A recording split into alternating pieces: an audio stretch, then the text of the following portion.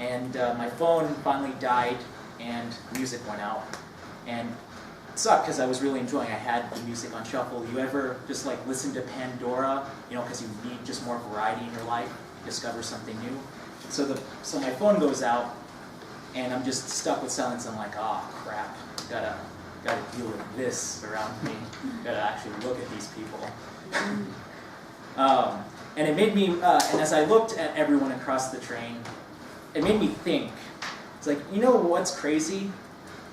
Because of this app that I'm using, I can experience new music and basically go into realms of music that I never would have been able to come up on my own filter.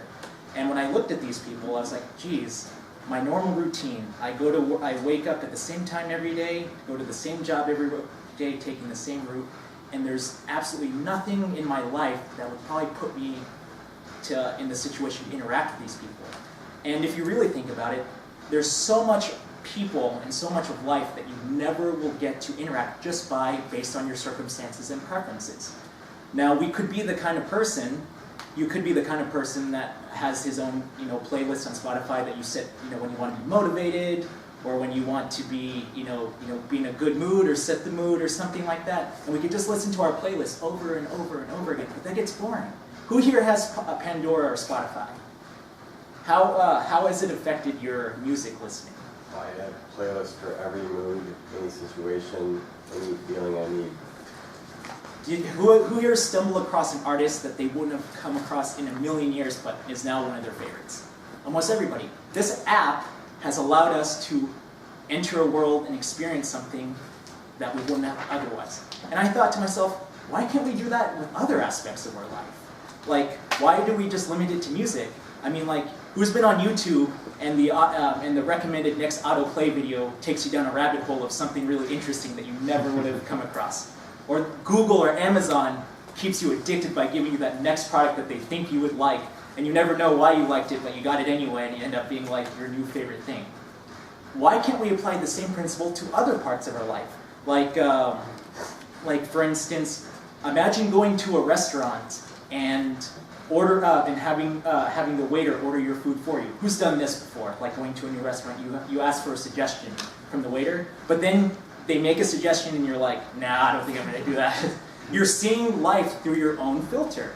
So you may be thinking, if I want to experience new things, I could just travel the world. It's like, yeah, that may be true, but traveling the world, you'll only experience it through your own filter. Traveling the world to you could be a completely different experience to someone than to Ken or to Maggie.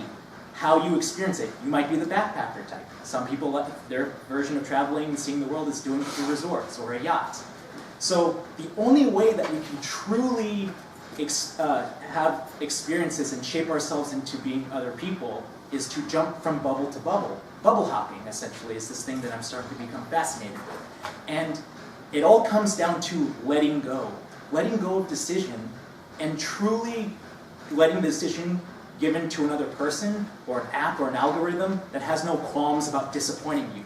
Now, I know not every experience can be great, because we've all had that waiter recommend something and we hate it, and that sucks. But for the most part, the only way that we can experience outside things is to let the decision-making go to somewhere else. So here's what I recommend. If you find yourself really bored with your routine, think about putting your life on shuffle, just like you do on Pandora. How about the next time you go to a movie, don't plan on seeing any particular movie, but you decide you're going to buy the ticket of the person of the movie who purchased the ticket in front of you, no matter what that movie is. And you go see it anyway. You force yourself to see the filter of other people, or just like random chance take it.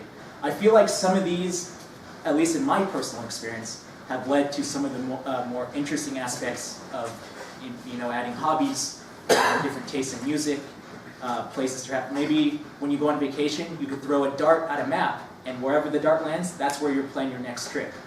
Or imagine yourself going to hitchhiking across the country instead of just taking your car. The point is, if we really think about it, who we are and how our life is guided is based entirely about preferences. think about our culture. Everything that marketers try to tell you is based on what you want, what you like, what you're interested in. But these just keep us confined in our bubble. But that's fine if your bubble. I'm not saying that anyone's bubble is bad or a negative thing. It could, in fact, if your bubble's positive, it could be very comforting and it's nice to go back to your bubble. But we have to understand that the only way that we can truly see, truly experience things and see things that we can't even fathom is to let the decision making go to something that doesn't that gives a rat's ass about our preferences or opinions.